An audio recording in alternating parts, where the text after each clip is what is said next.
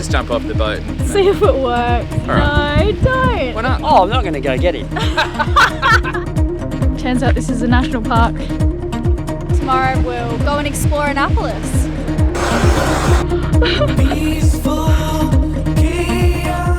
I'm Elayna and this is Riley, and this is our home, Le Vagabond. We've been sailing around the world for the last 5 years and have recently found ourselves with a stowaway. Meet Lenny. Subscribe and welcome aboard.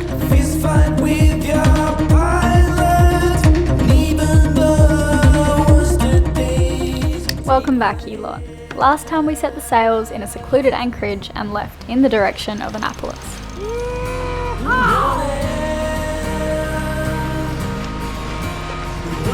We wound our way up and down the rivers down there without turning the engines on and managed to just cut a few corners, which was like touch and go, and it was awesome. Now the wind's coming from here and we're dragging it all the way to forwards of a beam going up South River again. We're returning David from whence he came.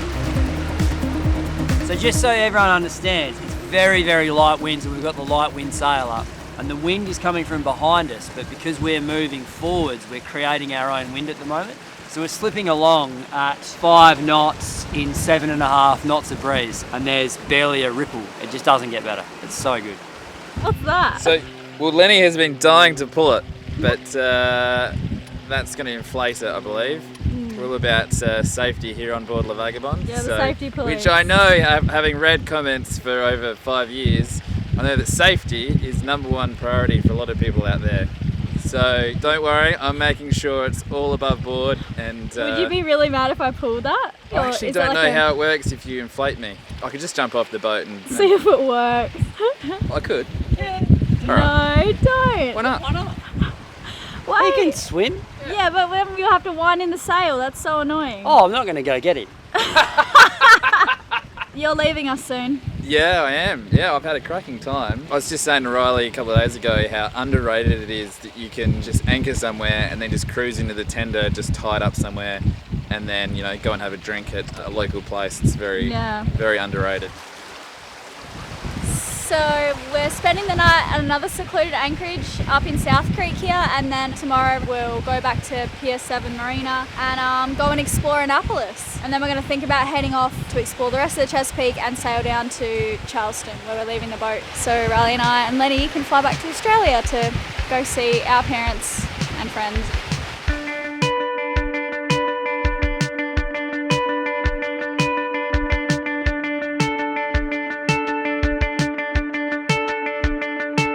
We're all just eating a bit of lunch, and then we came out of the channel and rounded the corner, and we're heading more into the wind now, and we have to wind into code 0 because the apparent wind speed is at 12, but we haven't gone fully into the wind. It's going to be like 16, 17. So we're winding it in.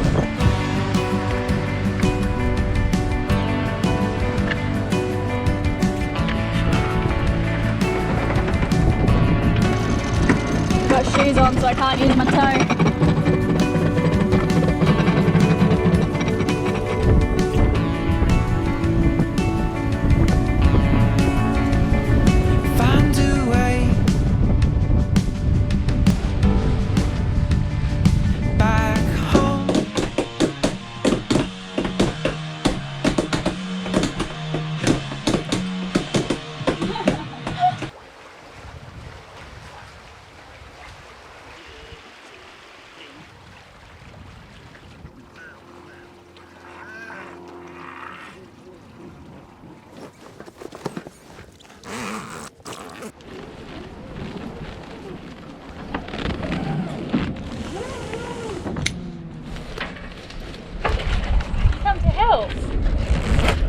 Thank you.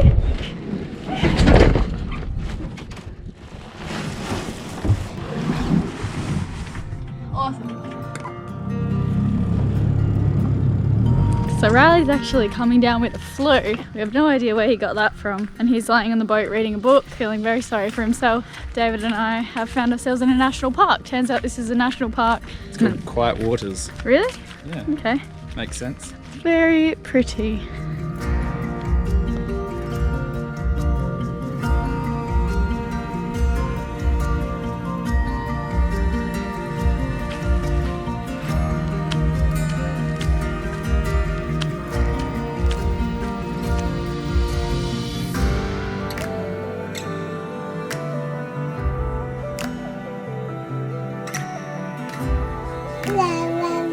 Lenny.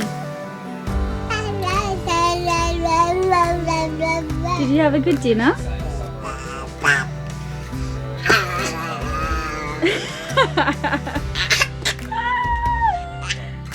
You got pasta on your face.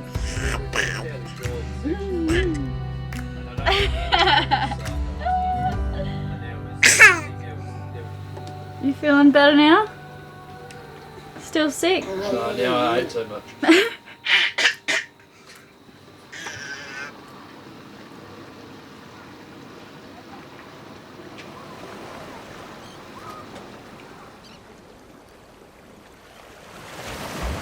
So this is Annapolis. This is what they call the sailing capital of the United States. Some say the world. They've made it pretty easy to pull in here, drop the anchor or tie off, and explore the historical city that was founded in 1649. They host the famous Annapolis boat show here, which has honestly been our favourite boat show we've been to so far. Some of you might have seen us here last October. One's coming up this spring and then again in October, so if you're interested in boats and want to check out the city, I'll link their website in the description below. It's a pretty fun time to be around the place. It was David's last night with us and we were told we had to check out the Sailor Oyster Bar. This bar we'd heard about with an edgy nautical theme to it. Can we please get the smoked trout dip to start? And also we might share the squid. Squid? As well, yeah. There's two on the way. It's pretty weird. He just growls all He's the a time. weird boat kid. I love it though. It's almost like paper, scissors, rock, but he only does paper. She had this torment Easy to beat. sometimes. I don't like it. Do you like it? Dad likes it. They torch a lot of their food right in front of you, which I found mesmerising. The cocktails may have had something to do with that fascination as well. If you go, you need to try the Papa's Pinner. The best pina colada I've ever had. Just thinking about it now makes me want to cry.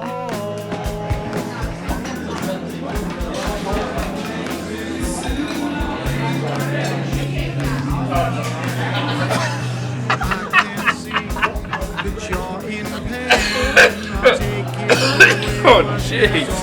That was funny. You need to really embrace this moment. Embrace the moment. Parents will be watching this going, if only my kid could just sleep on a chair in a random bar. Living the dream.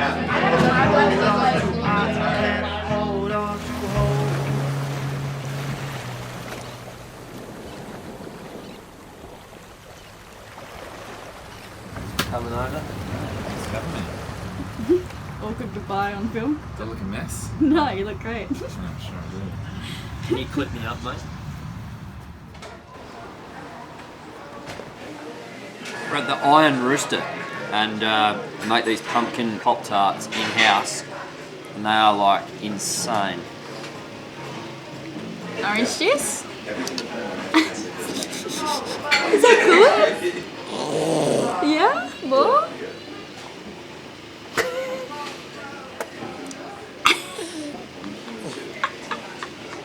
So we've come into Annapolis this morning to grab some breakfast and then we're going to go check out the Maritime Museum, maybe go stand up paddleboarding, go to the bookstore, just see Annapolis because we haven't really had the chance to do that yet, so it should be fun. This is the United States Naval Academy. Young adults from all over the states fight for a place here to train and study. After 4 years or so, they come out with multiple degrees and the Academy are some of the highest paid graduates in the country. There are walk-through tours you can do because you'd get lost otherwise, I reckon. Pedal back your bragging and your preaching has got me confused.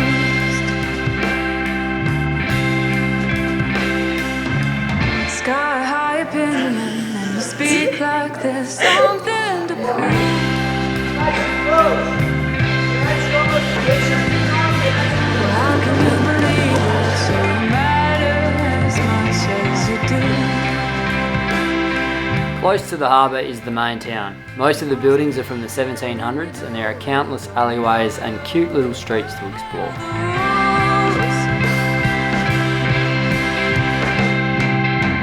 Next on our list was the Maritime Museum. As you know, fishing for oysters and crabs is huge here. Pretty fun fact is that there actually used to be oyster pirates and oyster wars here from the early 18th century. The Chesapeake Bay supplied almost half of the world's supply of oysters at any one stage, and after fishermen in New England, in particular, had exhausted their own local oyster beds, they'd sneak into the bay and try to fish.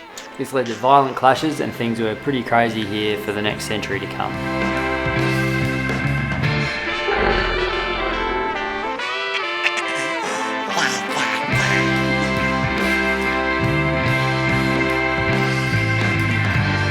Alright, so who have we got here? Kevin Haggis, Capital Sup. And I'm Lindsay Cook with Capital Sup. And we are going paddleboarding in jeans.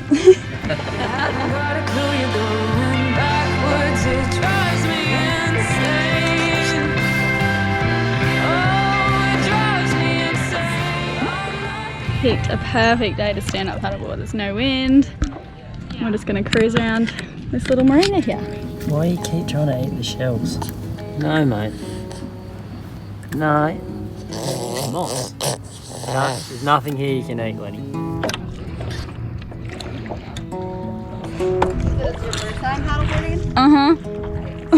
I wanted to go stand up paddleboarding for two reasons. One, to explore the narrow waterways our boat couldn't get through, and two, because I'm still hinting at Riley to get me one for my birthday. Come like the seagrass when it's swaying in the swells. Oh my goodness, yes! Oh my goodness, what the heck? Yeah, insane. That's so awesome. Now this bookstore was definitely the highlight. Old Fox Books is this hidden gem with a cafe inside and decorations that kind of make you feel like you're in some kind of real life fairy tale. They do story time at the back for the kids, and it was the cutest thing to see Lenny there with all the other kids listening to Pirate Joe. He's a real character. I'm going to need a coffee. Through the mountains and the coast. Through the mountains and the coast.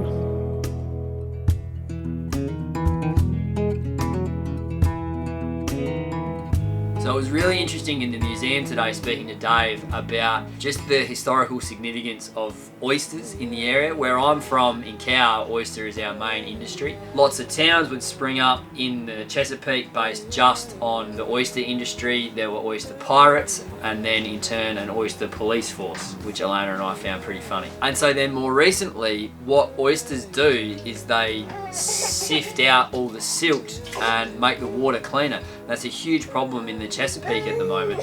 One oyster can clean 18 gallons, Elayna, 30 gallons, like a very impressive amount. And then there's the constant tension that I have found in virtually every place I've been to between traditional fishermen and fisheries, not industrial. That answer seems more obvious, but traditional fishermen and the local environment. And there doesn't really seem to be a correct answer there. And I'm reminded of the Bahamas and very recently my mate Chuck that I went fishing with. It just seems like this problem is throughout the whole world, so I do find it interesting talking to different people about the different ways that they think it would work in their local area. Less humans in the world. Elayna thinks we should execute some people. You had a kid, hey? I know. I'm part of the problem. Part of the problem. Elayna thinks less humans. Maybe that's a good idea. Maybe just more oysters. Yeah. But yeah, the oysters have a huge impact on the local water system here. They filter the water, which makes it more see-through. The light can penetrate further through, and then it grows grass, which is important for crabs, and there's always that knock-on effect. And then on the other hand, you've just got the local fishermen. Their fathers and grandparents have been doing it as well. So yeah, no obvious solution, I wouldn't have thought. When the wind don't blow and he can just sit still.